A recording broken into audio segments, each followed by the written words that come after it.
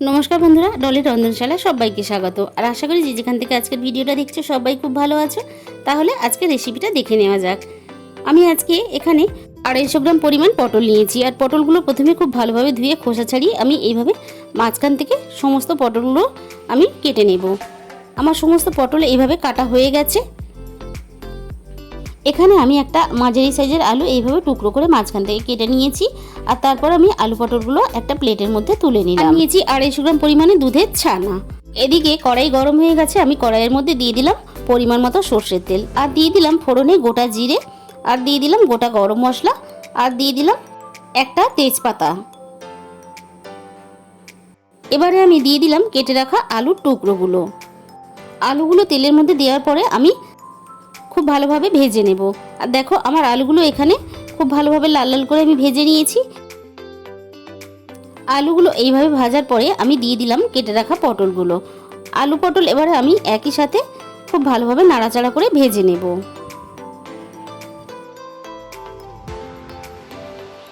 হালকা একটু ভেজে নেওয়ার পরে আমি দিয়ে দিলাম এখানে পরিমাণ মতো লবণ। এবার লবণ দিয়ে আমি আলু পটলগুলো আবারও খুব ভালোভাবে লাল লাল করে ভেজে নেব। আমার এখানে আলু পটল খুব ভালোভাবে ভাজা হয়ে গেছে। এবার এর মধ্যে আমি দিয়ে দিলাম ছানা।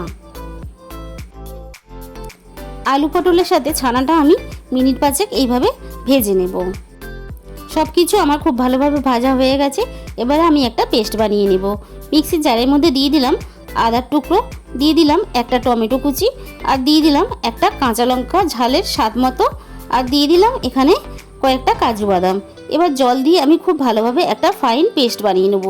এখানে আমার খুব ভালোভাবে ফাইন করে পেস্ট বানিয়ে নিয়েছি। এবারে ওই পেস্টটা আমি তরকারির মধ্যে দিয়ে দিলাম, আর দিয়ে দিলাম এখানে মিক্সির জার ধোয়া অল্প পরিমাণ জল। কেউ চাইলে এখানে গুঁড়ো লঙ্কাও ব্যবহার করতে পারো। এবারে এর মধ্যে আমি দিয়ে দিলাম হাফ চামচ হলুদ গুঁড়ো, আর হাফ চামচ কাশ্মীরি লঙ্কার গুঁড়ো, আর দিয়ে দিলাম 1 চামচেরও বেশি ভাজা জিরের গুঁড়ো, আর দিয়ে দিলাম হাফ চামচ ধনে গুঁড়ো। এবার সব কিছু দেওয়ার পরে আমি খুব ভালোভাবে কষিয়ে নেব। আর এখানে আমার খুব ভালোভাবে কষানো হয়ে গেছে, তেল ছাড়তে শুরু করে দিয়েছে। এইভাবে পটলের তরকারি ছানা দিয়ে বানালে খেতে কিন্তু অপূর্ব স্বাদ হয়। তোমরা একবার হলেও বাড়িতে বানিয়ে দেখতে পারো।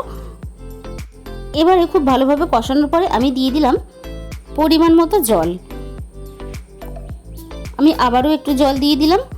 এরপর আমি সব কিছু খুব ভালোভাবে একসঙ্গে নাড়াচাড়া করে মিশিয়ে দেব। সেদ্ধ হওয়ার জন্য আমি মিনিট 15-20 এখানে ঢাকা দিয়ে দিলাম।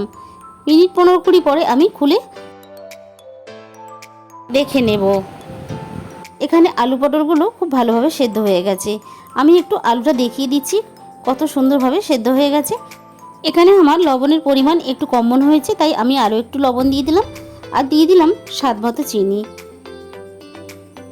হাফ চামচ পরিমাণ গরম মশলার গুঁড়ো, আর কিছুটা ধনেপাতা কুচি।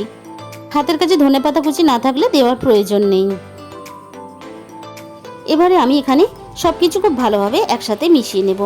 আজকের রেসিপিটা তোমাদের কেমন লেগেছে অবশ্যই কমেন্টের মাধ্যমে জানিও, আর প্রচুর প্রচুর পরিমাণে শেয়ার করো।